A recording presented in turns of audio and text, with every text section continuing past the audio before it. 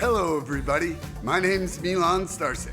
Welcome to Freedom Rising, a podcast dedicated to empowering individuals on the journey to personal growth, lasting serenity, and freedom from addiction. Tune in and join the movement. Your journey to freedom starts here. We neither represent, promote, or demote any 12-step program or organization. We are merely souls on the path of recovery with the desire to expand our lives and experiences and share them with you. Hello, everybody. What's up? Welcome to the 167th Recovery Freedom Rising podcast. I'm Milan Starcic with co-host Andrew Normand, and maybe we have a special guest dropping in magically later on. Lurking. That's right. Today's topic is staying open-minded. Would you share what this means to you, Andrew, and why you're happy to discuss this here today? I would love to, man. I love you. Good to be here. Good to be clean on a podcast. Talking to you, man. Talking to one of my besties. When I came in to this program, I was in that survival mindset. I was always getting somebody off my back, always avoiding jail. Maybe just trying to stop that chaos for a little while. But I was wrapped up in chaos. When I heard people share about their lives and what they were going through and how they had remained open-minded, trust the process, doing things differently, I realized that open-mindedness wasn't about being agreeable. It was about, letting go of what I thought I knew and what I thought was the right thing, the right way to live, which was completely wrong. And again, the drugs are just, and I saw this the other day, the drugs are the solution, man. The drugs are not the problem. The drugs are not the problem, Milan. The drugs are the solution. So that was our easy solution to get some relief. And so as we come into this new way of life, we try to adapt some new things to our life. Being open-minded is extremely, extremely important. I mean, it kind of is the jump off point to everything here, and for me, listening without immediately judging, right? Like trying to meet somebody where they're at, trying to see what their side is, accept it. I got to accept that my way is not the only way coming in here. This program is set in place, right? And it has worked for a lot of people. And so I've got to fall in line and be open-minded to the fact that I could be one of those people. I could be one of the few. When I was in rehab, they said, look to the left or right of you, and probably both of those people, if you're going to make it through, both of the people on either side of you aren't. And so, man, I took that as a challenge, man. I took that as a challenge. And so right then was kind of the immediate jump off point to me being open-minded to, like, if I want to live, if I want to survive, again, this is my survival mode going in a different way for me. But if I want to live and be open-minded, I got to be open-minded. I got to be open-minded to that these people are not full of shit. And that they are talking real talk here for me, had to let love into my life. If I wasn't open-minded, I wouldn't even know what love is today, so one of my, sponsorship, a lot of things will keep you open-minded, but that's the jump off point. I got a friend of mine who's actually been shot in the head. He comes in the meetings line, he talks a lot, but he says, I don't have to have my skull cracked open to be open-minded. Right? Like, I don't need to have my head split open to be open-minded. Just be open-mindedness. Just be open-minded to the fact that you can stop using. That's all you need is the desire. And then if you're a little open-mindedness behind it, you might be able to get off drugs and you might be able to get a new way of life, man, if you just take a few suggestions. So that's my opener, man. We got a lot of good questions. We'll pass Sounds this like that guy needs open-mindedness like a hole in the head. Bro, he's got his own issues, bro. He's got, yeah. It's funny, though. It's funny when he says that because he can actually say it like he has had that happen. So it's crazy. Okay, man. I love you. I'm so grateful to be starting my Friday together like this. Staying open-minded, there's getting open-minded, but I think a big struggle is the staying open-mindedness, right? Like, it's the willingness to let go of rigid thinking and accept new ideas, experiences, truths that probably will hold a value for us, right? Like, addiction had us trapped in patterns of denial, self-will, closed thinking, right? And, in the AA Big Book, it says we must remain open to spiritual experiences. And in the Living Clean, it says new possibilities open when we stop insisting on our way. How often do we think everything has to be the way we want it instead of the infinite possibilities that life could be going in different directions? Like how ridiculously prideful is that? And staying open-minded allows us to learn, to grow, to change, and no matter how much time we have in recovery. And really, like it's the spiritual practice of curiosity and humility and teachability. And for me, it all started with that moment of dying and just knowing that things had changed and were changing. And I would like to say that it hasn't closed since. But if I look at the history of my recovery, there is varying degrees of openness of the aperture. Some days I'm wide open, and some days maybe just a little hair, like I'm like peeking through a crack. Mm-hmm. Like and a lot of it has to do with ego and opinion and judgment of others. Like there are some times where I just find myself shut off to people. Yeah, And me too. and then they say something and I'm like, motherfucker, you're the carrier of my message today. Yes, You yep. know? Yeah. So I think we got a shit ton to look forward to in the questions. I'm super glad we're here. Hopefully, we will have a little butterfly join us here coming up. I've And got some intel that he's going to be here, so I hope he okay. is. Yeah, nice. I And look, can't but wait you till made the a great butterfly point. flutters by. I can't wait. I can't wait either. And you made a good point. I want to just touch on this too, Yeah. because as long as that open-mindedness doesn't close all the way, I think we're going to be okay. You made a Yeah. good point. Like sometimes we wake up and we're just not there. We're just not ready Yeah. for it. We're just not ready for it. We're just not having it. And so as long as we keep it open just a little bit, because as we're walking throughout the day, you said it, that person that you're closed-minded to says something and you go, oh, motherfucker, you said it. Yeah. Like he said it. And so as long as you remain a little open-minded to hear it when you need it, you'll be fine.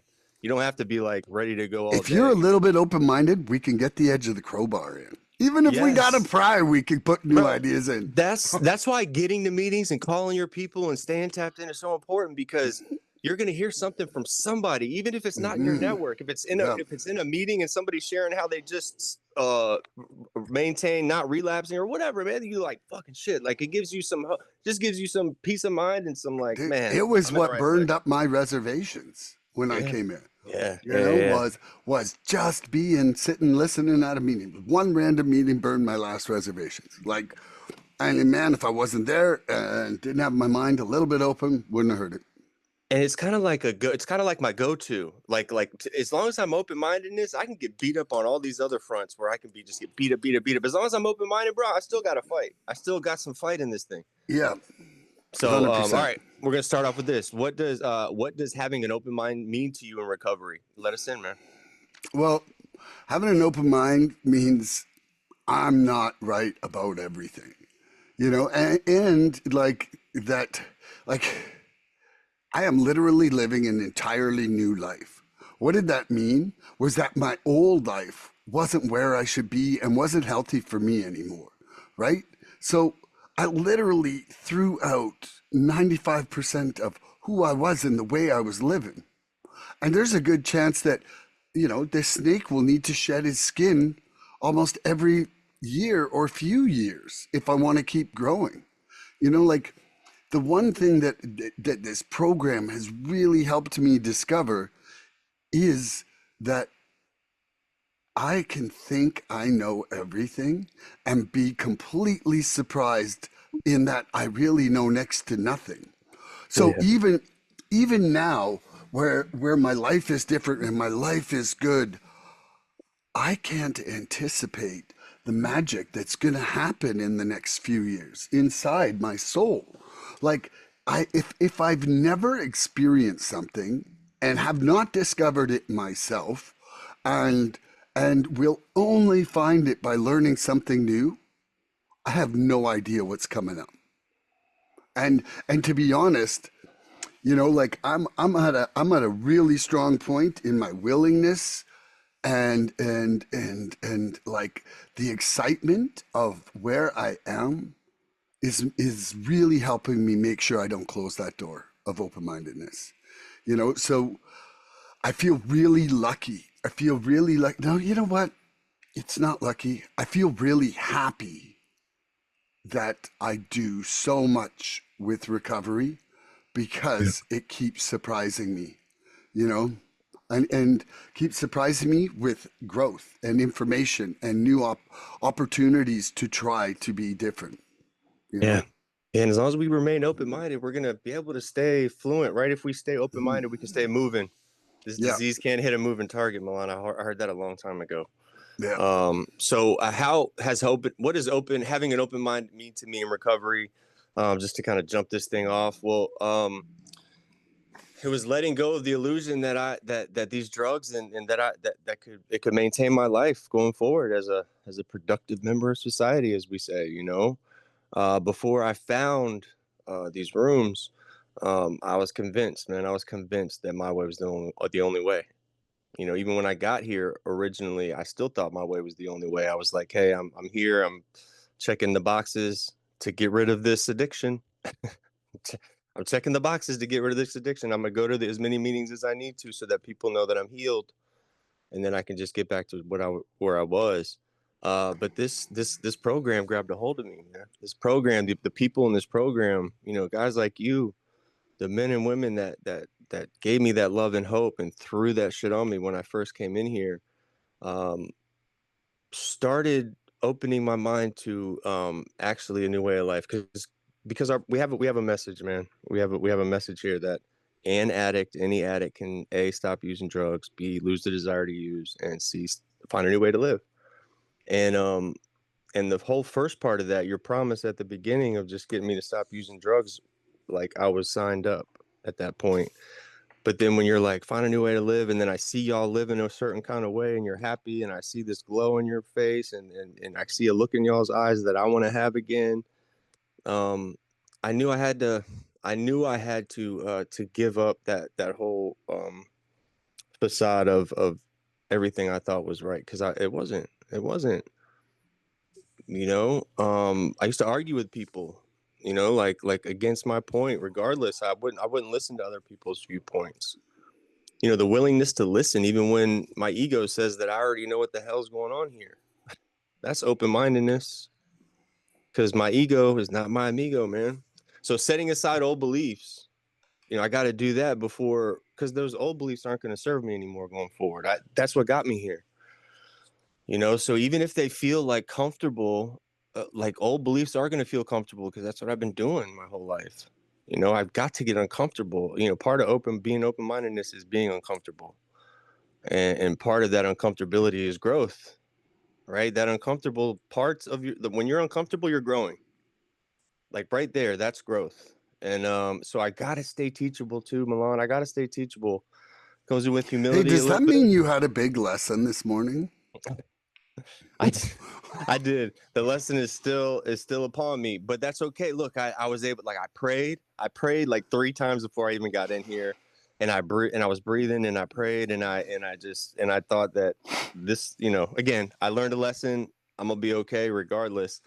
That's not my living clean. It works how my mind tells me. I'm gonna be okay regardless, with or without that money. Right now, I'm gonna be okay, right? So hackers and people try to steal your accounts. Fuck those guys, man. Anyways, I got to stay open-minded to like new spiritual experiences. I have that written down. Um, I got to stay like spiritually open-minded at all times, man, because I never know when I'm going to get hit spiritually, whether that's something that's going to get me out of a jam or something that's just going to put me into an area of service for somebody. Because being of service is a gift. Being able to be of service to another human being today. That's what this open-minded piece has given me, is being able to be open-minded to just helping somebody out, man. Because why? Because it might just make me feel better. It might just make me feel better. And me feeling better is being tapped into the God of my understanding, right? If I'm doing something that makes my body and my well-being feel good, and also I'm helping somebody out and helping the world out, like, that's a spiritual experience. But you gotta be open-minded to that's what it is. Like, you can't just be like, hey, I'm a good person. If you want to tap in spiritually, every one of those little situations that you run across during your day, that you do something good for somebody, or like somebody gives you an attaboy, or like somebody helps you out, that's a spiritual experience, man. If you're a spiritual person, everything can be spiritual. And when you can tap in spiritually, man, like the whole surrender thing becomes a lot easier. The whole, just everything becomes a lot easier to do. Because as we've learned, what, in 6 to 8 months now of this surrender process, this is the program of surrender, not self-improvement. I love you, Tom. Thank you for changing my life, because it's just made, like, what I went through this morning, it made it a lot easier. Bro, like, even early on in recovery, I would not be on this podcast right now. I'd be like freaking, I'd still be on the phone with that, Indian gentleman. And that's okay. I'm all right with that. I chose not to. I chose to be on this podcast with you today, and I did what I had to do. But I've got to stay open-minded to like my old way and who I was. Bro, it won't hit. It wasn't it. So I got to give in to God, let go of my self-will, because when I'm not open-minded, that means my self-will is running the show. And if I'm not open-minded for an extended period of time, like, that's not a good spot for me, because I can get off track quick, as we already know. So that's my answer, man. I love you. I love that. I missed you. I missed you too. Are you ready for a question? I am. Open Born. mindedness is the key that unlocks growth where pride once closed the door. How has humility helped you remain teachable in your recovery? Hey, it has helped me remain teachable to the point where, I have a whole new family. I've remained to the point where, like, I don't like other people. Like, coming in here, I wasn't like a real people person, and I found that I really am. Being open-minded to this thing has changed the fact that I can get out there and talk to people and look people in the face and have confidence in my surroundings and where I'm at, and show up when I say I'm going to show up. The maybe man, Slicky boy. That was my title. That was my title. But it didn't just keep me clean. Like this open-mindedness thing has given me a new way of life. And this thing is ever growing. Like, the more I learn, the more I don't know. We've talked about that in the past. Like, the more I learn in this program, the more I don't know. It keeps me away from fear. Like, I used to get locked down in fear, and now fear doesn't fuck with me that much anymore, man. Like, it grabs a hold of me, but it doesn't tie me down. It doesn't lock me down. I have a great new acronym, bro. This is gonna be my new thing. So, a new acronym for fear: future events already ruined. Ooh, Tell I me that's like not that one. heat. That one's a Tell me good that's one. not fired. That, bro, I said Yeah. that in my meeting last night, and everyone was like, "Oh my god!" I heard that. I don't even know where I heard that. It wasn't in the meetings either. It was outside of the meetings. Future, I what is it? love that. Future events already ruined. Fear. Yeah, I want to write that one down. Bro, you should, man. That's a banger. That's a banger for all you guys that like to have your little black books ready. Write that one down. And then, look, this is another one here for sin. We get into sin, self-inflicted nonsense. Sin. Write that one down. Self-inflicted nonsense. When you're into sin, you're self-inflicted nonsense, bro. All right, cool. That's my answer. I figured I'd Okay. come in with a banger, and I'm ready. Yeah, I'm ready. I got to give. boom. Yeah. Open-mindedness, that was fire. Open-mindedness is the key that unlocks growth where pride once closed the door. How has humility helped me remain teachable in my recovery? The humility has helped me get an honest perspective and awareness of where I'm at, what my actions are, what the effects of those actions are, and that I can actually start to let this shit go with surrender.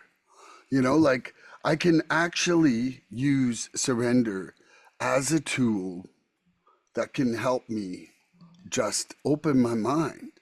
Because when I surrender that ego of the situation of having to be right, having to know it all, like, when you can let go of that having to be right ego, man, it opens the world to a trillion billion possibilities of future juiciness, Yes. and like, And then it also helps me see that I can be part of. And what that does is that changes my purpose in life. Like it changes my purpose to actually be part of, to grow, to be of service, to love more completely. And inside that, like the only way I'm going to advance on any of that front is having my mind open to be guided to where to go. you Yeah, know man. and Yeah, man. and and so that humility lets me start my day in the morning with my two-way prayer and to say, hey, I'm actually not sure what I should do here, and I know that the universe knows better than me. So hey, can we start the day with a little help? I'm gonna listen, and maybe Slicky Boy Smith here will too.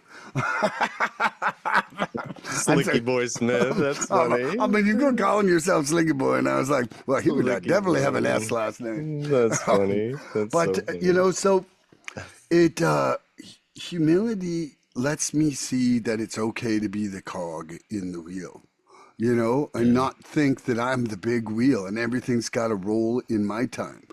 And I think for myself, that's super important, is to deflate that ego. And that is a never-ending process. I heard one of the oldest old timers I've heard a speaker tape of, and he said you're never going to get rid of that. He's like, you knock it down, and then the ego pops up left or right in a different form, in a different way, and you could think it's all about service, and it could just be all about your ego. And so for me, it's keeping my eyes open, to that, like, check my motives. Why? Because they could be the ego sneaking in another picture. Like, even with this podcast, it's like I have to make sure that I'm here trying to be of service, not trying to say, hey, I know so much about recovery, you should listen to me. Because I really feel that I'm just wanting to share what is working for me in my life here, and that's really all that I can share. And then, now I'm finding even more so with this two-way prayer that it's like, share what I'm getting, what I'm hearing from the universe, because it's like that step working thing I shared with you, Andrew, yesterday, where they're like, this is not to be Cool. sold. This is to be shared. Dude, that Yeah. thing's fire. That thing's got some gold in it, This man. might save your life. Caution, caution. This might save your life. Yeah, exactly. Don't Yep. sell this. Don't sell this. You might save somebody else's life. Go give it out. Yeah, Go give it to that's right. somebody. That's right. Wow, it's powerful, man. Love you, man. I And love I'm you ready for more. a question. It, Do I call you Slicky or do I call you Slicky Boy? Slicky Boy Smith is fine. That sounds good. Okay. Step 10 Starcic. And wait, the overall tone of your thing, like early on, my head was hitting even the basement has a cellar, right? Even the cellar has a basement, one of those kind of things. Like, you never know. Even the rock bottom has a rock bottom. So don't push it, man. Stay open-minded. Yeah. How has a closed mind harmed your recovery in the past? Or excuse me, how has a closed mind harmed my recovery or life in the past? So how has a closed mind harmed your recovery or life in the past? So, first, I'll talk about that last 17 and a half years where, I was trying to prove I was powerful. And that reference there means that I was not actually accepting step one, of that I was powerless and that my life was unmanageable. And so, I was trying to control substance through varying substances. And what it did is it just kept me sick longer. Like, if I couldn't be straight in the way that I thought was the only way to be straight, then I didn't want it. And what that did, it cost it cost a terrible toll on my health, on my family, on my life, and I'm not living in a world of regrets about it, but I'm living in a moment of honesty about it right now. Like, when I look at the price of closed mindedness, it's death. Yeah. 100%. You know, like for me, I am somebody who accelerates towards things. And so if it's accelerating towards the closed door, then that will lead me to death. You know, like they say jails, institutions, and death. I was just going straight to death. I was like, those other things just aren't even fun enough for me. Like, you know, and, uh, Yeah. and so, I treasure my open mindedness like it is life or death because it is life. Yeah. And, uh, and there's been moments of closed mindedness inside the program, but like I said, I feel like I was always a fraction open, and fortunately, I was able to catch myself before it ever did close all the way, because like I've had some lightly sloped plateaus, but I don't really feel like I've been on a downward trajectory because I just remain so active. Like keeping an open mind means being active inside your curiosity, not letting yourself get stagnant. Like anybody will get bored if you don't give yourself things to learn or challenges. Yeah. And Yeah. and right now, it's doing another round of steps, having a few sponsees, doing my service positions, doing this podcast, and quite frankly, like, you know, um, entering into another step forward right now, looking at it a whole different way. I'm finding really inspiring. And it's, like instead of just saying, oh man, I'm not really sure about this or whatever, when I hit this part of my steps, I'm like, what can I find to challenge me? What can, Yeah, man. and I went searching, and guess what? There's a shit ton of smart people out there who could challenge me. Like, Hmm. yeah, All you gotta do is ask them. All that's you gotta right. do is ask them. Yep. Yep. So you want me to answer? Yep. That was a Absolutely. great answer, man. I love you, love you, love you lots. So how has a closed mind harmed me in my recovery or life in the past? Um, I want to say that it nearly cost me everything, but it kind of cost me everything. It really cost me everything in that past life, which I'm grateful for today. Like I'm cool with that. But it cost me everything. It cost me my peace, my relationships, a lot of relationships. It cost me my freedom, Milan. Might cost me my life. So it kind of did. It really did. When I look back at like the darkest times of my addiction, they were always fueled deep down by the fact that I thought that I knew best. That it was like this is me, my own body, my own soul. Like the only person that's gonna do right by me is me. And that's what kept me sick. When I really think about it, that deep down thought of like I gotta be the one that takes care of me. There's that self-centered part of like the disease. I think that's where it's like that's at the core. Like when you think about it, it's like no one else can help me out of hell. Right? Like I was the one that got me here. I'm the one that can get me out of here. And I'll keep it on me. But I think a lot of people will be able to resonate with that thought where it's like, there is nobody that's going to get me out of the depths of hell other than me. But then when you're so wrapped up in it, you don't realize how beat down you are. There's no way you're going to get yourself out of that thing, man. There's absolutely no way you yourself, the one that got you there, the last person that you did drugs with, is going to get you out of that hole. It's not happening. It's not happening. So that's where this program, the sponsorship thing, all that shit comes into play. Because you got people that'll go down there and suit up, man, and pull your ass out of that hole, man, pull your ass out of that burning building, and then dust you off and give you a meal. It's everything when you're coming out of this thing. If you want to get off, if you want to stop using, stop drinking and using, this is the program for you. This is the program for you. It's everything you need it to be. And I can't stress that enough, Milan. I can't stress that It's enough. everything you make it to be, too. It molds itself to exactly what you need as a person to become exactly who you want to be.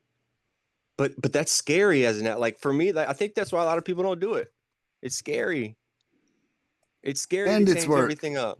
It's work. It's hard work. It's scary. It's a lot of work. It's a lot of dedication. It's a commitment. This is a commitment to ourselves that Hmm. we want to do different. We want to change different. We're not going to rely on uh, side brain A to sell shit to side brain B and just roll through life. It doesn't work. It's not working.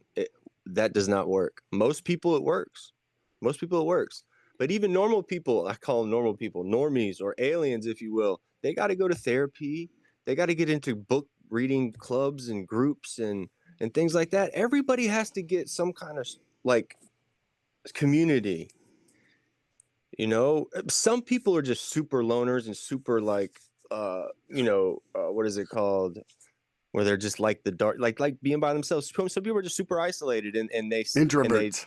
introverts, and they do a lot of stuff like online, and they don't do drugs, or maybe they can use a little bit recreationally, and they can't, which they're not addicts if they can stop using and use and stop using. Because as an addict, I like, as soon as I hit, I'm done. And so there's people who naturally are like that, but I think as an addict, most of us aren't. And we get forced into that by the disease, by the drugs, by the substances and all that. And so that got me on a tantrum, Milan. I don't even know where that came from, but yeah, that's where my answer. This thing is everything you need it to be, man. It molds itself to exactly what the hell you need it to be to get your ass out of this thing. So try it. I dare So, you. Mr. Smith, when we stay Yes. open-minded, we discover that every voice in the room carries wisdom. What's the most surprising lesson you've learned from a newcomer? You talking to me? Mr. Smith, yes. This Mr. Smith, because there's a lot of Mr. Smiths back here. Which one? Well, the Slicky Boy Smith. Slicky Boy Smith? Then that's me. That's me. That's me. You talking to me. I will address the audience. What is the best thing a newcomer's ever taught me? Most surprising lesson Most you've learned. surprising lesson that I've learned from a newcomer. That's a beautiful question. Wow. Gosh, man, I learned something. I learn stuff from newcomers all the time. The biggest thing I learned and have learned from a newcomer is like it doesn't matter how much time you got. Like, you can always be a newcomer. There's somebody that we know very well that had 32 years and came back as a newcomer, and now has over 2 years clean. I love that lady to death. But she has taught me a lot of things, and I would say the most overwhelming thing is that you can get 30 years, 32 years clean, and actually, this program is so powerful that you'll still come back. You know, I think about that now, even being in the program. I just don't know what it's like to be outside of the program now that my head's been completely involved in it for so long. But I bet that's like your own self-made hell, man. It's like your own self-made prison. Like, if you were to be 32 years running meetings, running conventions, having sponsees, and you go back out and you're living under a bridge, like, you probably can't live. I wouldn't be able to live with myself. I Everybody don't. says it's torture to have a mind or belly full of drugs or alcohol and a mind full of the steps.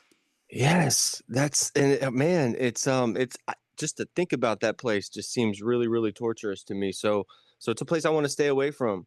So I think the biggest and the most impactful thing that I've ever learned from a newcomer was that shit, you can be clean as long as I've been alive, and still come back as a newcomer and still learn things, still do your thing, and still flourish and still live, man. You don't have to, like, it doesn't have to be the end for you. Because it seems like it would be for me. So that's my answer, man. That's kind of my roundabout answer. I didn't have really an answer for that, so that was my quickie boy answer. I Quickie love boy, that. slicky boy. Okay, so when we stay open minded, we discover that every voice in the room carries wisdom. What is the most surprising lesson I've learned from a newcomer? You know, man, I can think of some days being like, holy shit, that person seems so much more connected than when I arrived. But you know, I think the biggest revelations that they brought is honestly to me about myself. Like, when I see a newcomer, it's really reflected, like, where I am and who I used to be. Like, sometimes I spend all day with me right now, right? Like, I feel like, oh yeah, this is Milan. I've always been like that. But then I see something in a newcomer and I'm like, whoa. I'm like, I am so different than what I used to be like. And, like, some of the things that I feel like I've been taught is, like, first of all, that I can love, you know, like, that it's not a transactional basis on all my relationships these days, Hmm. that I can be loving, that I have something to share that could help somebody, You know, like I was the last thing from a good influence on anybody when back in the day. You know, like I was the kind of guy that the wives would be like, "You're not allowed to hang out with. Don't you go hanging out with him." Me too. Yeah, and you know that I'm on the right path. You know, and you know, and I am learning. Like, you know that it. I just feel like there's like this line between humility and pride, but it's like you have to be able to acknowledge the change in your life. And the reason I feel that that's necessary is not for the attaboy, but it's just to say like, hey, if I keep doing this, I am going to change. You know, and if you don't acknowledge what you've changed already, it'd be like futility, right? Like why would I be doing something if nothing's changed? You know? Like as far as it Yeah. goes for myself, like man, when I see a newcomer, I'm like, holy shit. Thank you, universe, for the peace and serenity that I'm existing in right now. Because man, oh man, when you see the angst and the pain of somebody who's just in the door, like that is the greatest reminder of why the hell I don't want to go back. You That's know, why I come. like it recalibrates my like the value of where I'm at now in such a way that it's like it's so profound. Like it can go whoop, and now I'm right back there. I'm right It's back my into that. dope. It's Yeah. my dope. Oh yeah. It's my dope today. When I go to a meeting and Yep.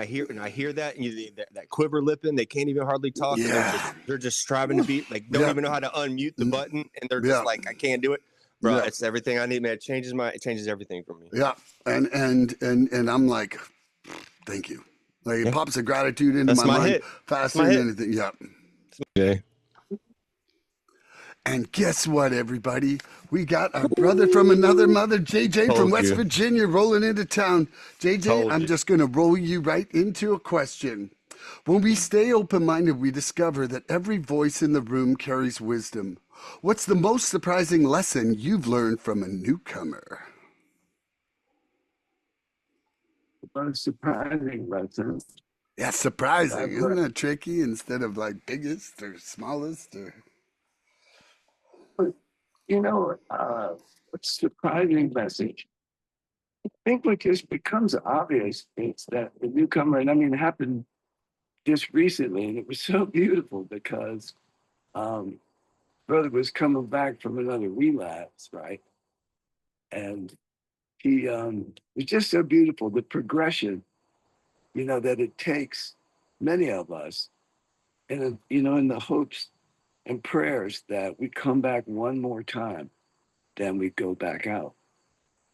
But you know what he shared, and I just loved it was um, how much being clean, even a little bit, will screw up getting high. You know, Woo! it just and to hear him say that, because he's 1,000% right, and to watch it affect you know others that are still on the fence, they're still trying to understand you know what this process is of going really from slow death to slowly learning how to live. And so, you know, was that a surprise? Um, well, you know, again, when you observe somebody that continues to relapse, but you hear him making sense of it, that was the surprise. You know, that smoking a little bit of reefer instead of, you know, doing the heroin that he used to do, right? Um, and that was a progression for him. And like, yeah, that's enough. But to keep moving, you know, in that direction, you know, to where he realizes that, and for him to share this, you know, is beautiful to me because this is the process, and that's why you know the therapeutic value of one addict helping another is because only a real addict understands what he's saying, and when and I can hear the hope and the resignation that at least, I was smoking weed, but I knew where I needed to be. In other words, the weed was better than his other drug of choice, but it still did not relieve him of the reminder of what it's like being clean. Like he knew The message, man. the message, man, so that was beautiful. Was it a surprise? It's cool when, you look at it and you want to shake your head and go, oh my God, he's relapsed again. But when he comes back with this freaking progressive of recovery, because, the disease is absolutely progressive until we're fucking dead. And this recovery is progressive, and we finally get chemically clean, then, it's a process of, learning what other parts of my emotions and thinking and spirit need to get clean so that I can be free. And it's a never ending process. It's beautiful that we have an opportunity to participate, which is why it's really hard for me to, whether I feel prepared or not, to be with you guys and to be discussing our recovery and open-mindedness that's so essential. So, 37 years prepares you every day, young man. You just sit your ass down and come talk to us. We love you. We need you. We love you. I need you guys too, where else do you, get an invitation? You want to talk about open-mindedness? Like, He goes, yeah. He goes, I want to remain open-minded, don't I? That was his answer. That's cool. You want me to ask around? You want me to get my question going to you? Yeah. And you know what? Maybe just ask JJ first. Okay, And then we'll go around to you. Yep. All right, JJ. So are you ready for this? What specific practices keep your mind open today? Tell us about that. How do you do it?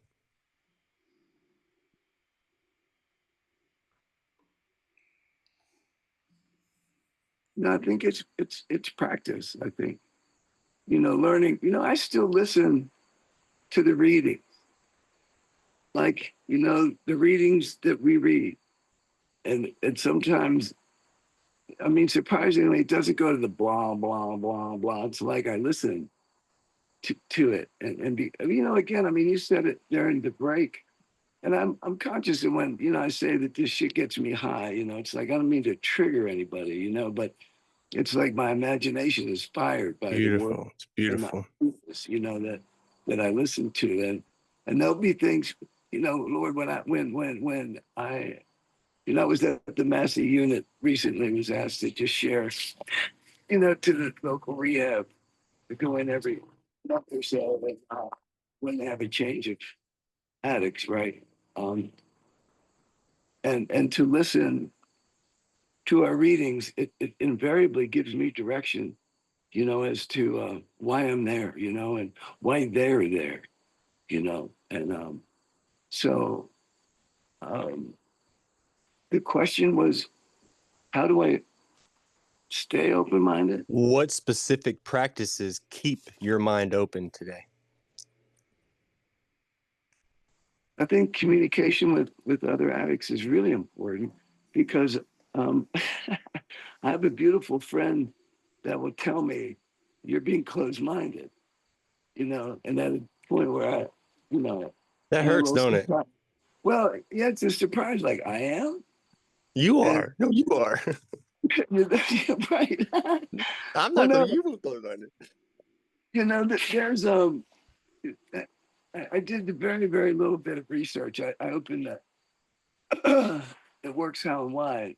And on page 23, our humility and open-mindedness makes us teachable, right?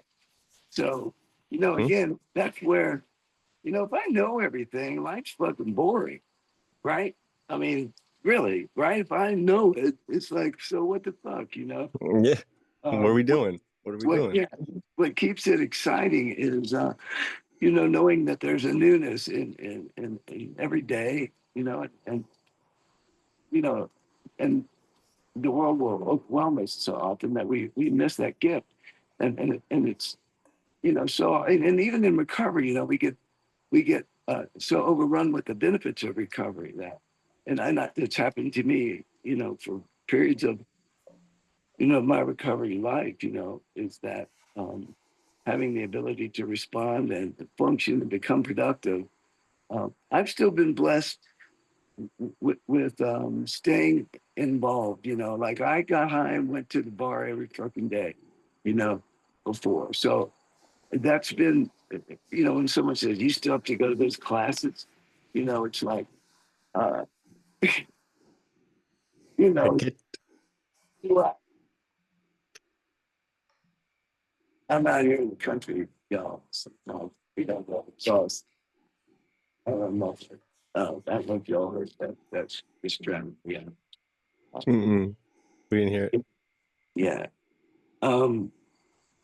What was I saying, Adrian? That you love me? You go to the bar every night? Yeah, go to the bar. Oh Yeah. yeah. You, There was some. I mean, we all have some coping tool. I mean, how do we get through from one action to the next? And the alcohol and the drugs, it worked for a minute, but in the long run, they were taking my life away. I almost freaking died, and I killed everything around me. That's the truth, and to be able to, to wash into a meeting to understand that what I'm an addict. I didn't know that was my problem. I didn't know that, and so, to be given this solution, God, it's just so powerful. Um, and so I need to stay involved, and I've been blessed.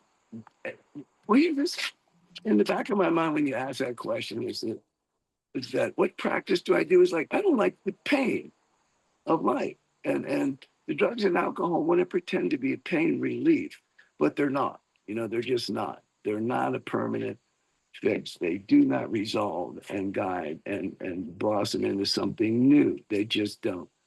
Um, but when I am feeling the pain of life, uh, our step process, our communications with one another, me listening to you. All of a sudden, like you tell me the pain I'm feeling. Like, well, I mean, where does that happen? And then you tell me what you did to resolve it. And all of a sudden I'm free. It's like, who would want to walk away from that resource, And it's powered by a love for life, to an appreciation for life. And, the more the days click by, my young brothers, it's like there's no guarantee for tomorrow. Um, and there's no guarantee that it won't live past 100 either. So, at a certain point, uh, I don't know that, life becomes more precious.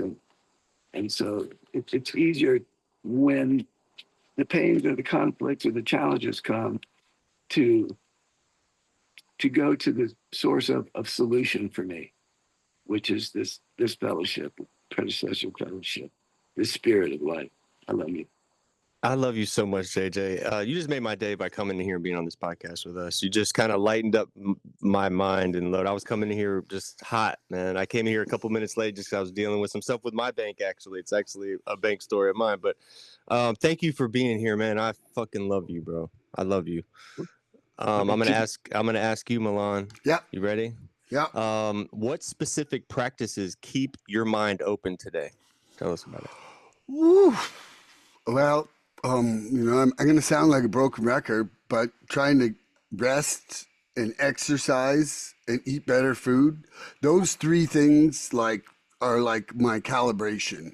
Like I don't get enough sleep and I'm a jerk. If I don't exercise, I got too much pent up me. And if I eat really shitty food, it's amazing. I end up with a really shitty attitude. Like Jerk face, Milan. it literally. And so yeah, but yeah, like trying to externalize my life, like doing prayer, but listening with the two-way prayer. That that's an act in opening my mind every single morning that I'm doing within the first half an hour of waking up and, seeking guidance just in my regular prayer. That's another thing that I feel like is keeping my mind opening. I'm reading about things, like I'm trying to keep learning, and whether it's an audio book or whether it's a paperback book, I could give a flying shit. Like I'm just happy to get some new information that I'm not thinking of, because I guarantee I create things in the way that Milan thinks things. So, like there might be some innovation in my world, but most of my innovations coming from external influences for sure. I listen at meetings, like on days where I'm feeling antsy now, I'm really just I try to close my eyes and stop like my brain wandering and judging and whatever it does in that thing, and actually just really try to get into the messages, and just kind of put my fidgetiness down at that point. And then,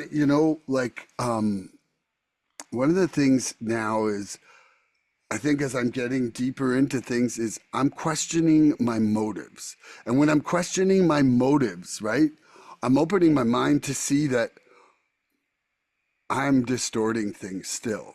Like I'm still creating delusions of awesome Milan.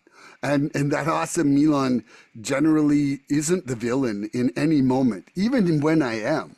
Like, but when I question my motives and I take it like a mini step 10 on the spot or something, I bring an awareness that I'm being somebody I don't want to be. Being somebody that needs to change. And how do I need to change? Like my two biggest things that I'm asking in my two-way prayer since I've started is, how do I love more completely, and how do I surrender more deeply? Like those two things. And if I'm doing either of those things, man, you're gonna have an open mind with that. Like if I can get further into either of those realms, I feel that that I'm keeping an open mind and I'm learning. Like, if I'm changing all the time, then I'm remaining open. You know, and and when I'm getting real bitchy, it's like I know that I'm being repetitive or closed, or like I'm in one of my loops. Like how many times in your step work you uncover a loop and you're like, ooh, that has been not serving me my whole frickin' life. And watch me do it again. Like, and so, but without awareness, we never change. We don't even know what to surrender if we don't have awareness. We're just like loop, loop. Yeah. So I think that's what I could think of in this moment right now of things for me. And I would say, open-mindedness, I love you. I love it. I love you, man. I love you. I love you. Love you. All right. So what specific practices keep my mind open today? Good question, Andrew. I'll answer that. A lot of things, man. Y'all hit on a lot of things, but prayer. I've really gotten comfortable with prayer. I prayed a bunch of times coming into this thing. I'm really having a relationship with the prayer thing. But it's something I have to intentionally practice. Like, it doesn't just happen naturally for me. Like the whole open-minded thing. I got to practice it. JJ, you hit on this. Like, the drugs are not the problem here. Like, I want to stress this. Like, we're drug addicts, right? They label us as drug addicts, and their drugs are absolutely not the problem. And absolutely, when you think about it, the drugs are actually the solution. They're not the problem at all. The drugs were our solution to our problem. That was our way to get better and feel better from whatever that underlying issue is. And so a lot of people don't even understand that literally the drugs were the solution to our problem. They were not the issue. We are not drug addicts, right? We become addicted to drugs, but that was the solution for us. So it's really cool when you can think about it that way, to put a different spin on it. But what it does is, my default as an addict is to fall into, pride, ego, fear, thinking I knew it all, fear. And now that you're in here, JJ, you ready for some fire? Look, fear, the acronym for fear. I have this one, fix everything and rise. You have that one, but then this is my new one. This is my banger. Where do I have it? Fear, FEAR, future events already ruined. Ooh, you like that? I like that. That's a banger. So look, and then when we're staying in signs of sin, SIN, self-inflicted nonsense. Boom. Bangers. So I just wanted to hit you with that. So step work keeps me to where that's one of the specific things I do. Step work with Sean every single week. Calling my sponsor and the trusted people, and you hit on something, JJ, like communication with addicts, with other addicts. That communication, and part of communication is listening. I gotta listen. I come to meetings and I've got to really make it a point to listen, because I never know when I'm going to hear what's going to save my life that day. Even to people that I don't naturally relate to, I got to listen to them. Especially those people, actually, now that I think about it, those people I really don't get along with, or I don't have something in relation to, I really got to listen to those people, because something's off with me if I can't listen and not have some kind of feelings about it and stay open-minded to like their side of the street. What am I worried about their side of the street for? I'm like doing a mini, like taking your inventory. I don't even know you, but that's my disease. But that's how a part of like listening at meetings, letting the meeting happen. You don't have to always talk at every meeting. I go through spouts where I don't talk at all. I don't talk at all because I don't need to. I need to listen. I can talk for days, but I need to listen more. I have a whole lot to learn when I have a whole lot to say and I shut the hell up. That's when I can learn everything, is when I have so much I need to say and I shut up in those times. I've learned so much, man. I've learned so much in business meetings when I want to run my mouth and be like, what the hell? What? I've learned so much. I've learned so much about the traditions, why they are the way they are, written the way they are, why they're so important, why they're non-negotiable. So journaling, right? Like I have a lot of stuff I write constantly. Honest self-reflection, rigorous honesty when I'm looking at myself. I have to practice rigorous honesty when I'm looking at self-reflection. Writing down all my thoughts at night like helps me get it on paper and face it up to God so he can help me with that load. I don't have to like come into the day going, relieve me of all these things that are on my head. No, I've been writing them down. He's been reading them I've been sleeping. He was reading them. So he can help me out with them when I wake up. I literally look at it like that. When I'm writing it down, it could be nonsense, but if he's reading it, like at least it's not me trying to know he's tapping into my thoughts, right? I know they're on paper. I know he's reading it. And so, and this is a big thing for me, the most important thing. I have to be willing to admit that I don't know everything, because I think I know everything. And then when you get clean, there's that teeter totter of like, hey, I'm getting clean, so I really know everything now. You can't tell me shit. But then if you're working a program, that's where you can the humility part comes in, where you can even that thing out with, and it can become confidence, right? You come in here with this, your head up, your chest pushed out, knowing you got some clean time. You're starting to taste things differently, see things differently, and approach things differently. But you got to come at it with some humility, man. Like because you can get wrapped up in that old disease thinking, right, JJ? Like you come off drugs, or you got a gear, and then you want to think that you got this thing licked, right? Like you don't have to come to meetings like you did when you first got here, and that's when you have a problem. That is when you have a problem. That's when I have a problem. I'll keep it on me, because it gets more powerful when I keep it on me. That's what I was taught by JJ, and so I'll keep it on me. I cannot do that. I've done that a few times. I think everyone in their own way has those times where they just don't want to go to meetings, or they have a problem with their home group, so they pull away from meetings. And if you don't have some kind of a program, or you're not tapped into some people, you might fall off that boat. And it only takes one time falling off that boat, man. I don't care how special you are. Wendy, 32 years clean, fell off that boat. She found her way back. She got prayed back in here. Lucky. But like, she fell off that boat. Like, we're like to be like if you fell off the boat right now, JJ. Like, that's wild. It's mind-blowing to me. But that's my answer. I love y'all, man. Thank you for bringing me out of my shit today. I'm already out of it. Woo! Yeah. What we have is a daily reprieve contingent on the maintenance of our spiritual condition. Yes. Okay, Mr. Slicky Boy Smith. You see my name, Slicky Boy Smith, JJ? Slicky boy. That's Slicky boy, man. You got my job for that Slicky boy. That's right. Open-mindedness allows us to admit we don't know it all, even after years in recovery. How do you handle situations where your first instinct is to think you already know the answer? Slicky boy. Wow. Well, because that was my default, like I'm already ready for that.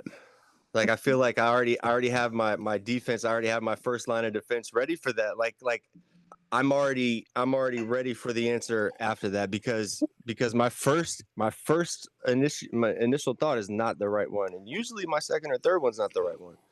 But at least if I run an interference like immediately, I put that first line of defense up. I got those crash test dummies that can get shot in the face and just fall down, and then I can look at the layout and I can see how I can navigate my way through that issue.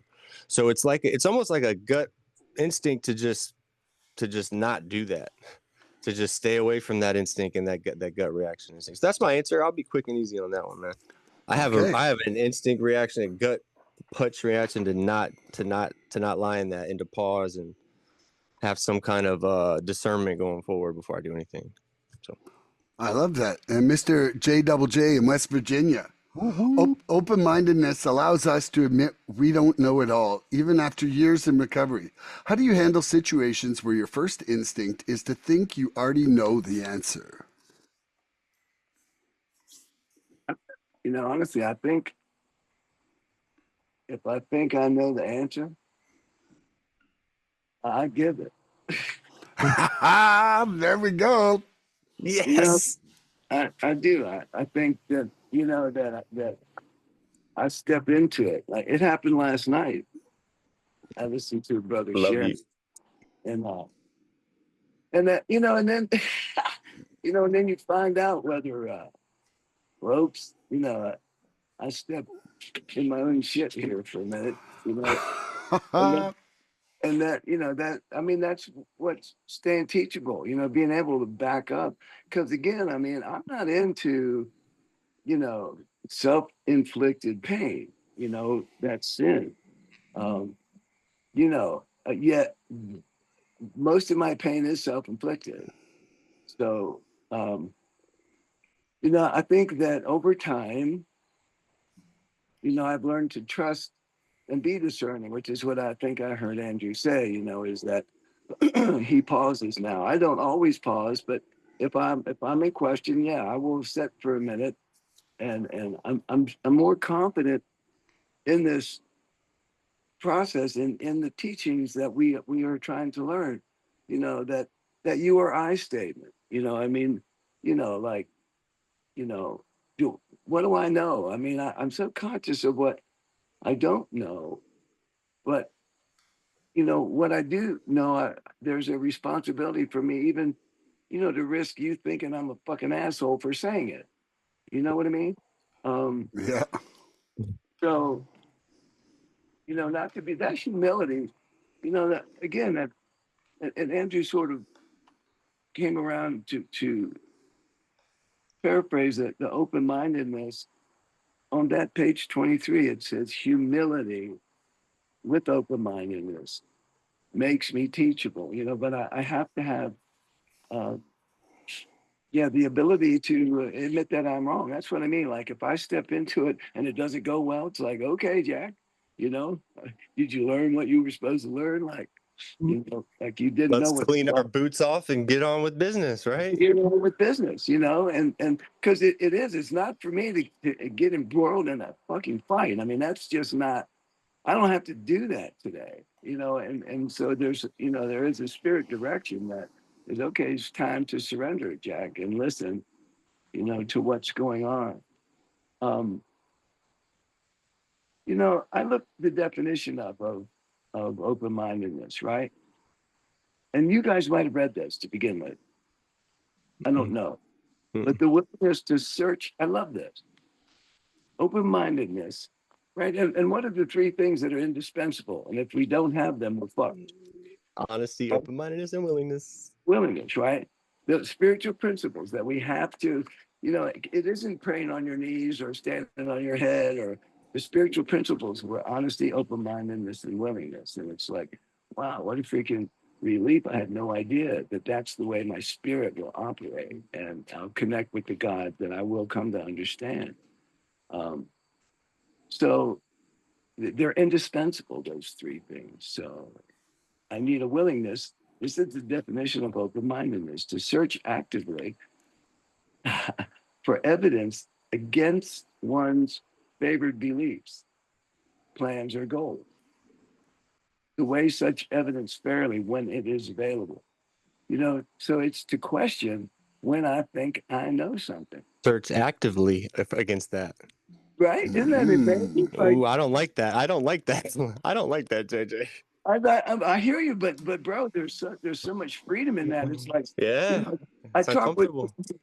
and another practice to stay open-minded is sponsorship, is Oh yeah. staying in Oh God, yeah. the step process, right? And because there's a new dude, man. I'm so freaking excited. His sponsor moved out of town, and he went through the agony of relationship change. I don't want to hurt my sponsor's feeling and blah blah blah. But change is what it's about, and they parted ways in love, and and this fella's coming in my direction. Sharing with me, and it was so interesting because he was on, and he doesn't know we're going to kick back to step one, but he's in step two on question 7. And he said He does something. now. Just kidding. Well, no, what I did say, but here's what was interesting to me is that he said he was a little confused because the question was about balance, and where do I need to maybe improve my balance? And his response was, I think I'm pretty balanced. Like I don't know how to answer that question. Like I feel like really balanced, So this open-mindedness is what I love this, like what I'm learning today, I'll be able to use in my communication with my bro, is that to actively search for evidence against what you believe you're balanced. Well, why don't we see where are we unbalanced?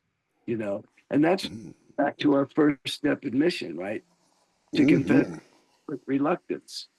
Well, I don't know if I want to do that, but Let's put you on that balance beam, young man. Let's put you on that balance beam. See how balanced you are. that's right. Hey, I don't know if I got off topic, but I wanted to read that definition because I love it. I'm glad you And, did. and if you didn't like it, like you said, you know, and I love that. There's someone that's vexing me with their opinions and their like whatever their own freaking judgment is of particularly the process, you know. Um, it's so important for me to really understand why is it pissing me off, that Search actively. I got those 2 words written down. Search actively. yes, for evidence against my favored belief. I don't like that. Yeah. But all it's gonna do is uncover another gemstone, right? Mm-hmm. There's some close with the rock, right? That's the point. I love it. I don't know. The magic we're looking for is in the work we're avoiding. JJ. I agree with that. Whose question is it? Okay, it's I ask myself now. Yes. Okay, Love you, JJ. open-mindedness allows us to admit we don't know it all, even after years in recovery. How do I handle situations where my first instinct is to think I already know the answer? Step 10, Starcic. And so back to this old two-way prayer thing I've been doing. But one of the things I think I said to you and Brandy last week that came to me last week there, Slicky Boy, was don't ask questions I already want a specific answer to. Like that is literally like queuing up a resentment for me. Like it's the opposite of love, is like giving you no chance to have your own answer. And it had come from me asking that question of like how can I love more completely today, and so like I feel like this question kind of rolls into like the result of that a little bit, like first of all, what do we really know? So if we know an answer to something, it means we think we know. like, and that automatically is making an assumption that we're the smartest being in the room, like, and and then that means that you guys aren't as smart as me, obviously, because I've just like now given myself the crown of intelligence. And so it's like I am not saying that I'm able to slow myself down at all from giving that answer that I think is the right one. But I have started in the last week looking at when I'm asking a question that I'm wanting a specific answer to. I'm like, oh, here we go. There it Like, is. like I'm at least have an awareness of that. You know, I feel like sometimes, man, life is just moving too fast for me to have inner reflection before things occur. you Yeah. know and maybe that's a lesson in itself, that I need to slow my life down. But like you're in business, JJ, where it's like you get five people asking you questions really quick, man, you got to fire out answers, or like you're just getting tidal waved with that. And so for myself, like, I better know some freaking answers. Or people who are depending on me, might not be buying their house. Like, but when it comes to like the social aspect of life, or love, or compassion, or tolerance, like when there's something beyond just a fact finding thing, like somebody wants a fact and I have the fact for them, like that, I feel like I can safely say has no emotional consequence other than how I deliver it. Like I don't belittle you for not knowing information. I'm happy to share it because that's my freaking job. But it, in the emotional friendship, lover, family member realm, if I'm automatically thinking I'm right, that means that you're automatically wrong. Like, we're rarely right together, Yeah. and that's, for me, what I feel like I need to look at, and it's something that from my step work I saw that I had a certain level of intolerance and lack of acceptance for family members, and I was resenting them, because of that. And how was it manifesting?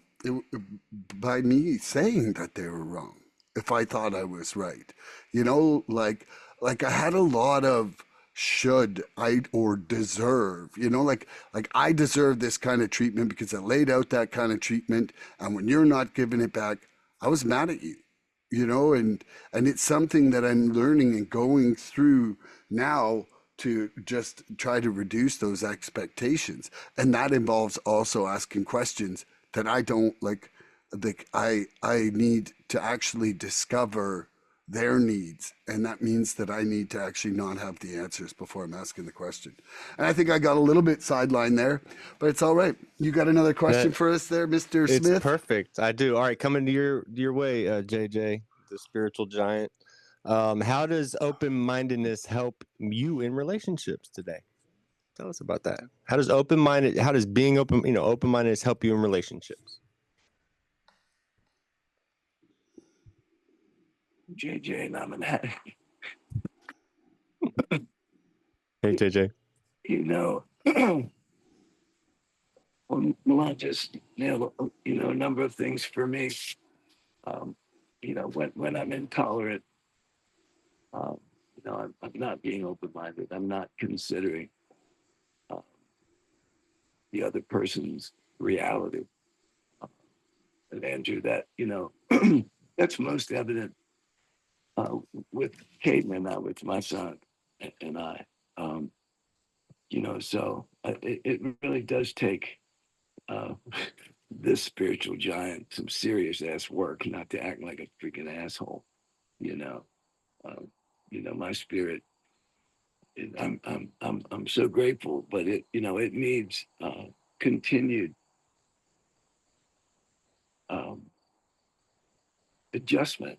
Which I get when I listen to you guys. But, in that business of being right or wrong, um, it's like, what's the truth is what solves a lot of those questions. And I want to know what the truth is. Um,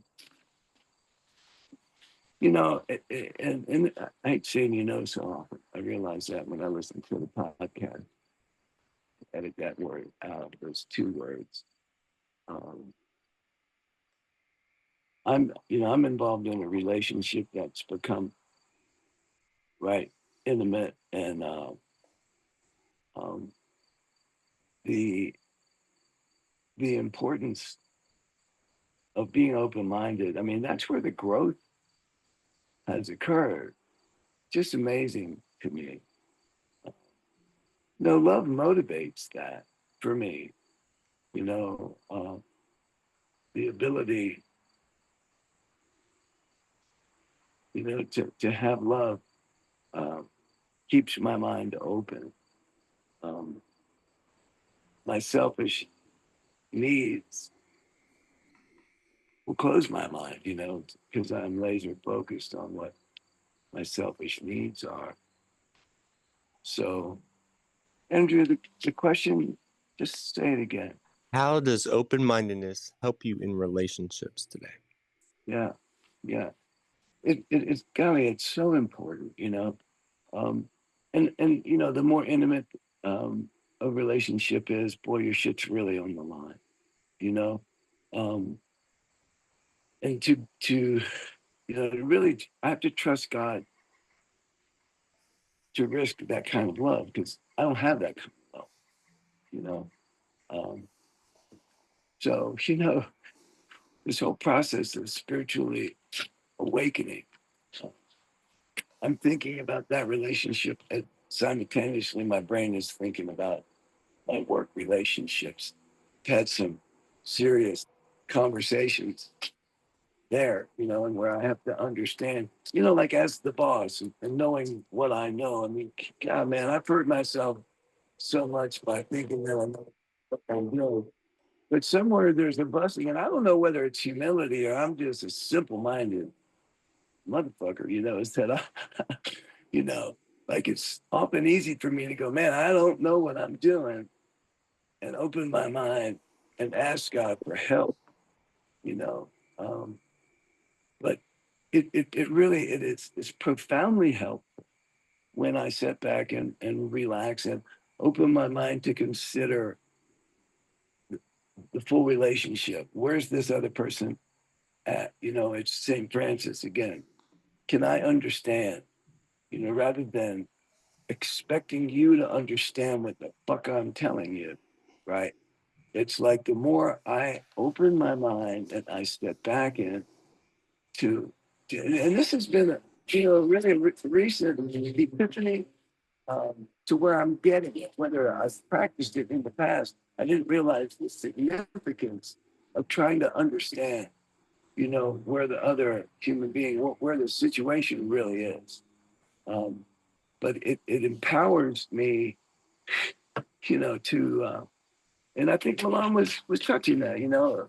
I heard him say in the last podcast, if I'm not considering the needs of others, in the relationship, I'm just missing the boat. I'm some sort of dictator. And it's And not notice there's dick in that dictator.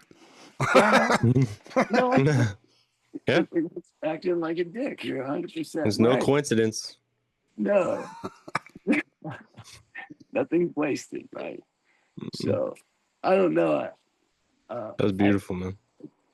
the open-mindedness is so important, and I can't tell you. This is scary to talk about the intimate relationship because it's one that I can't.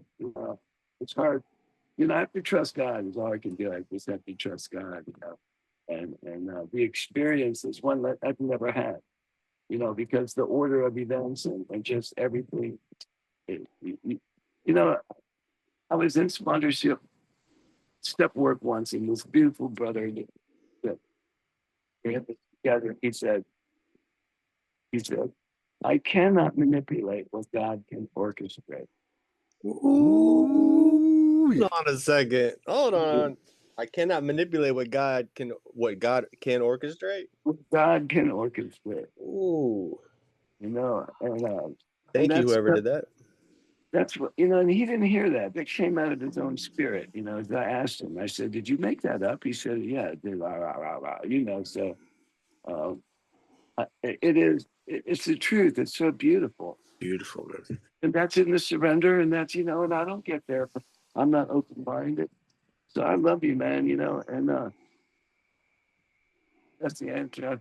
I love you more. I love you more. I You love ready? you, JJ. You ready, Love Milan? you, Andrew. Yep. Love you back. Love you back. So how does open-mindedness help you in your relationships today, Milan? Ooh. Well, it helps me recalibrate.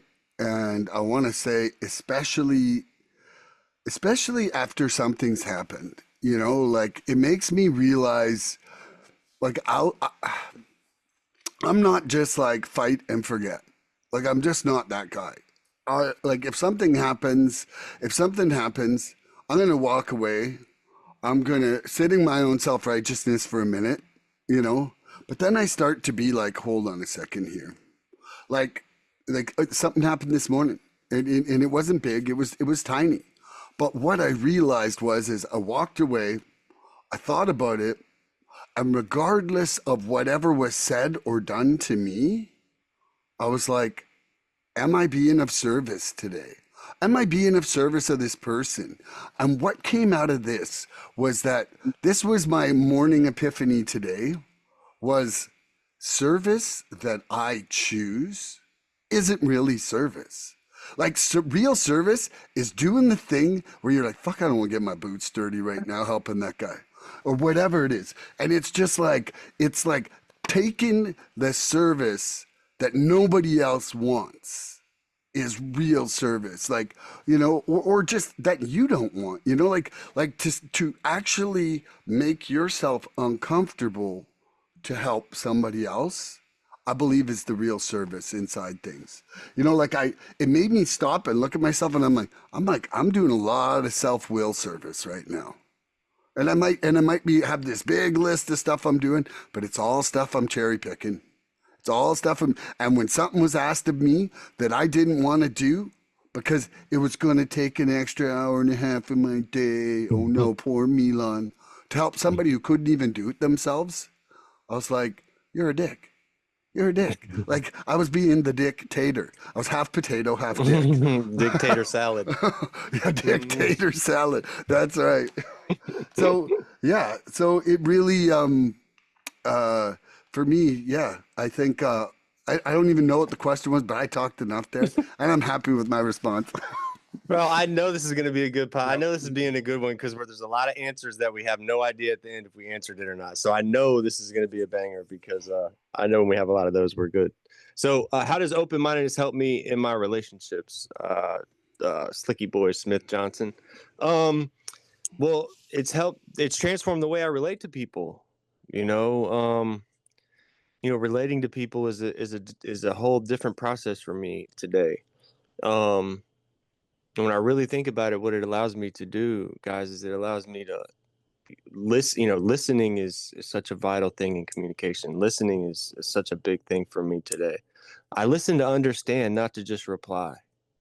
Like, when I'm listening to intake that information to try to understand what that person is going through and try to approach it with not just sympathy, right, but empathy, like putting myself in their shoes and trying to see like what I would do in their position if I was in their shoes. Now, does it happen every time? No. There's some times when I just don't have the capacity mentally to like wrap my brain around this process I'm talking about right here. But that's what I try to do, is I really try to put myself in their shoes before I act, because I don't want to treat somebody a way that I wouldn't want to be treated. And if I do, I usually catch myself now that I'm working a program, I can catch myself. JJ, you hit on a lot of things where you're like, I don't know how I'm able to reel back from all these things, but it's like you're working a program, bro. Like, you have this program, you've been working a program for, almost 4 decades. Like, that's what I want to be when I grow up, man. That's what I want in my life.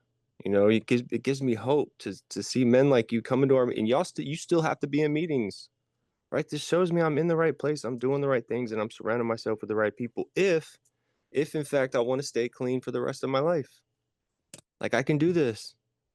I just got to follow your lead, man.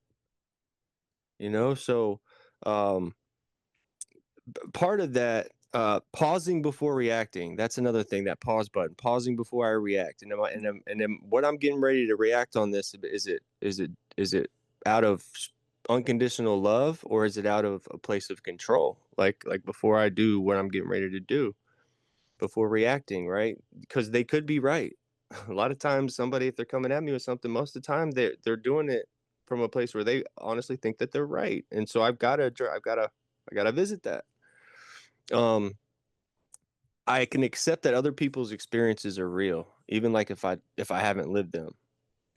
That's something I had written down. Like, even if I haven't lived them, just because I don't share that struggle, I can still live that emotion with them, right? That's what we do in these meetings. We share about what we're going through, and we can share our emotions with each other.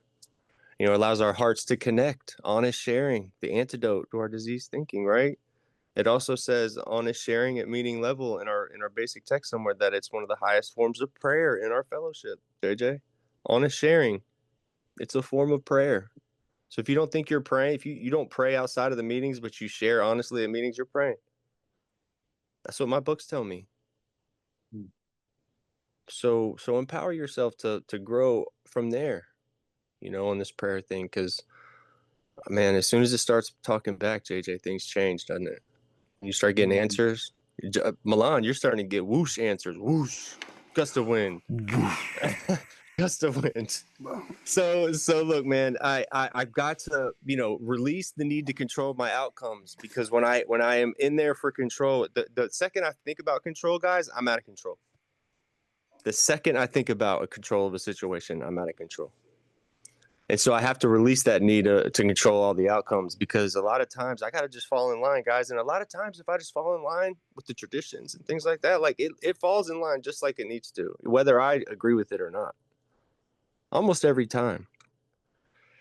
And so that's why I got to stay tapped in. I got to stay coming to these meetings. You know, if something happens and it rocks the boat, like if I stay coming to meetings within a couple of months, it usually just works itself out, doesn't it, JJ? Long term, these issues, these rifts, these ups and downs, and these roller coasters, just hang in there, right? Mhm. Like you have to leave a home group, but just continue to come to meetings. Go to another home group. You know, start figuring out your new home, but stay tapped into your fellowship, man. Stop going to meetings and stop staying tapped in. That's a place you don't want to be, man, because you have no lifeline. Then there's no lifeline. We're not going anywhere. Look, the streets aren't going anywhere either. If you really want to come in here, figure out who you are, and if you want to go back to that old way of life, I know for a fact those streets aren't going anywhere, JJ. They're not going anywhere. They'll be there when you get done, when you get ready to go back. But like, fill your mind with all this, because it's hard to go back. But we were talking about this before you got here, JJ. Having a mind full of Narcotics Anonymous with a head full of narcotics is a terrible, terrible hell to be in, bro. It's a terrible spot. So that was my answer. I Great love that. questions, guys. Yeah. Well, I have another question for you right away, Mr. Smith. Oh, hell yeah. Yeah, okay. Open mindedness is not weakness, it is the courage to see beyond ourselves. How do you balance open mindedness while with maintaining healthy boundaries? Oh, wow. Yeah, avoiding drama doesn't mean I'm scared of you. It means I have anger issues, right? Like it means that I don't want to go to jail. This is kind of funny. I had that written down from an earlier point, but yeah, it's I've got to stay open minded, or like, again, my best thinking got me here. If I'm not open to what you have going on, what was the question again? I forgot. The question was, how do you balance open mindedness with maintaining healthy boundaries? Yes, maintaining healthy boundaries.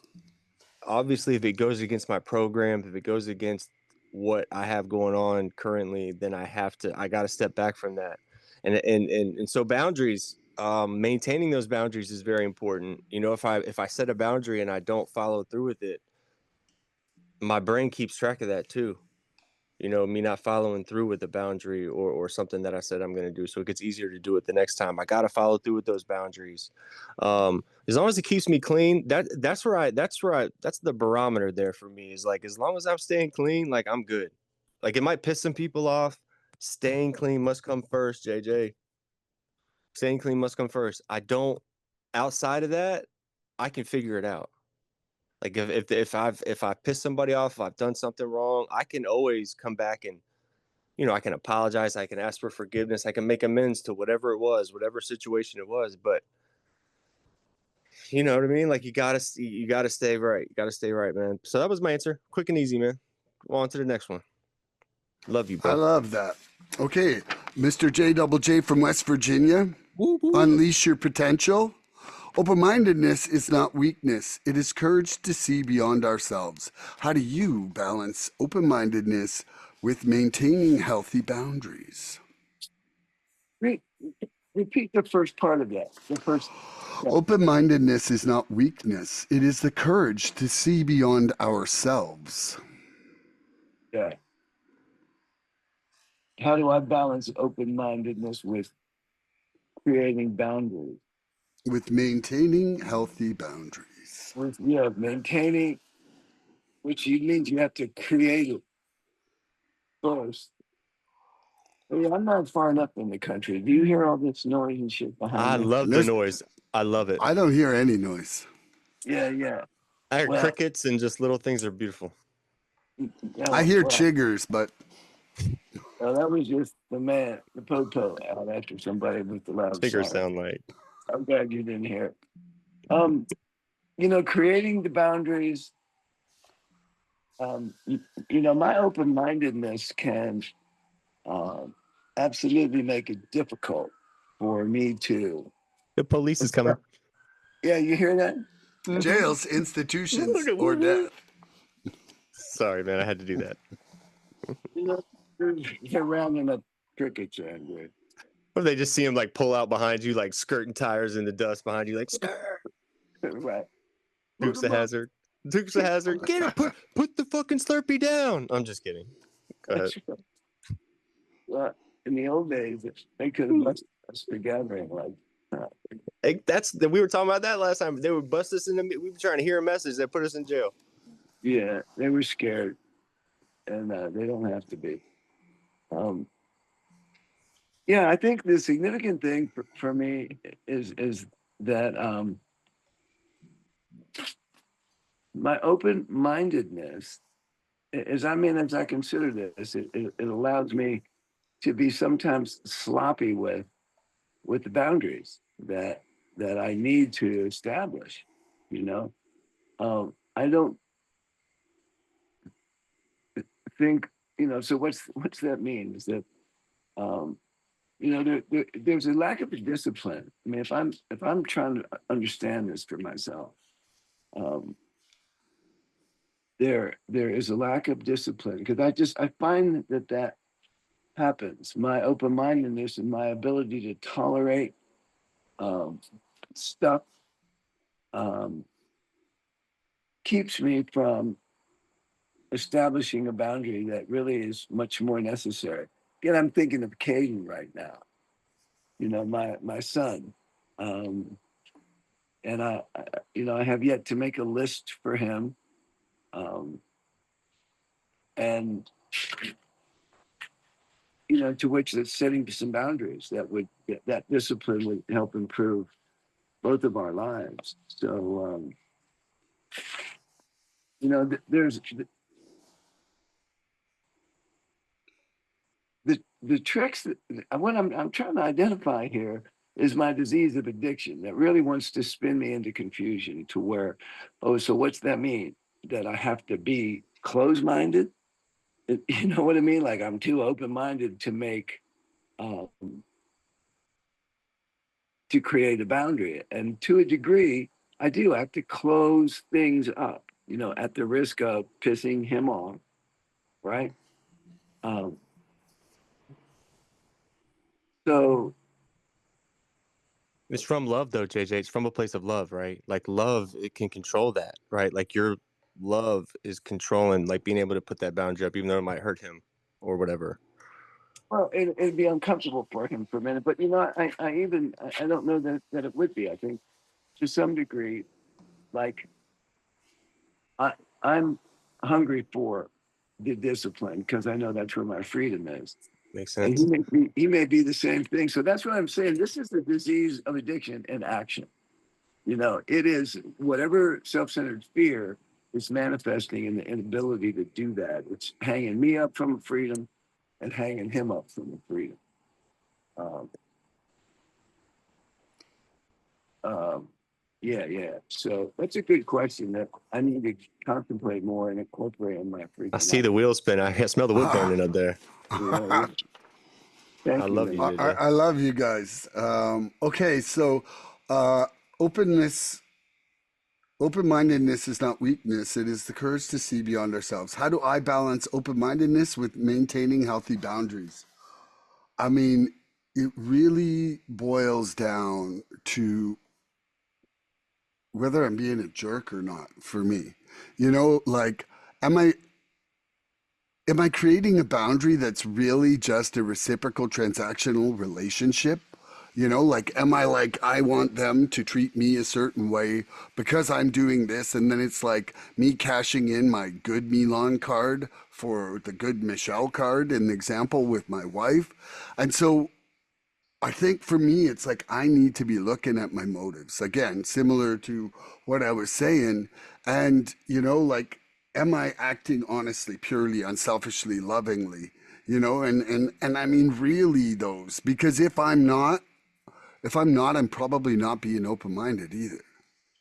Like I'm probably shutting off something, because I really was a man with no boundaries before, and but what I offered was no boundaries. Like, that was my thing: is don't put a leash on me, and I won't put one on you. And that was like my intended get out of jail free card when I really wanted to party hard. But I see that I see the lack of healthiness in that. Like, it doesn't even really let you express concern about a loved one when they're killing themselves. Like, then it was like, well, no, I'm offering freedom. But now, there's just, and also too, like, I would, you know, I would have no boundaries because it was also like a way to enable me to use more. Like, if I could let you be meaner when you wanted to be meaner, and I could be crazier when I wanted to be crazier, it was like a transactional exchange. But now it's like, when I'm like straight all the time, I'm like, whoa, I don't want that. Like, sometimes I have to be like, hey, I need to be treated a certain way because I'm not actually so wasted I don't care. you know Yeah, and that's a and great point. and redefining those boundaries is really some fucking growing pains inside relationships, Yeah. with everybody in my life. There's just, um I have so much less to be ashamed about. So it's like, also checking, am I creating a boundary because I can now, or because I need it? you know Good point. Yeah. and sometimes it's just because I have the ability to exercise the boundary making now. And that's where my motives, like, is it honest, pure, unselfish, and loving? It's probably pretty selfish, and it's probably not very pure in that point. Yeah. So that's all I got for that one. I've Hey, got, hold up. Can we hold up for just a sec? yeah. Because I think this is, to me, there's just this is really important. Okay. Read that first part again, and I asked you to repeat. Sure. The first- Open-mindedness is not weakness. It is the courage to see beyond ourselves. Okay, for me, that's the issue. And if there's a reason I'm on this podcast today, this may be the reason. Mhm. Okay. Okay. Because I think it is weak. I think it is, there's a weakness going on in whatever I'm describing, and I lack the power to draw the boundary, right? Mm-hmm. I lack the power to draw the boundary. And So again, it's a matter of me admitting that, because I need the power to draw the boundary. Read it again. Okay, open mindedness is not weakness, it is the courage to see beyond ourselves. How do you balance open mindedness with maintaining healthy boundaries? Okay. I have to have the courage to see beyond myself, because my addict fear is stopping me. It's a weakness. I Mm. don't have power. I mean, obviously, I haven't exercised the power to put these particular boundaries. And so, that's my disease, just wanting to freaking Self-inflicted nonsense. self-inflicted nonsense. It is. That is the sin. And Future I events already ruined. and I need right. And where's the power come from? My relationship. Open-mindedness. But, Open-minded. like, I don't think that the open mindedness is the weakness.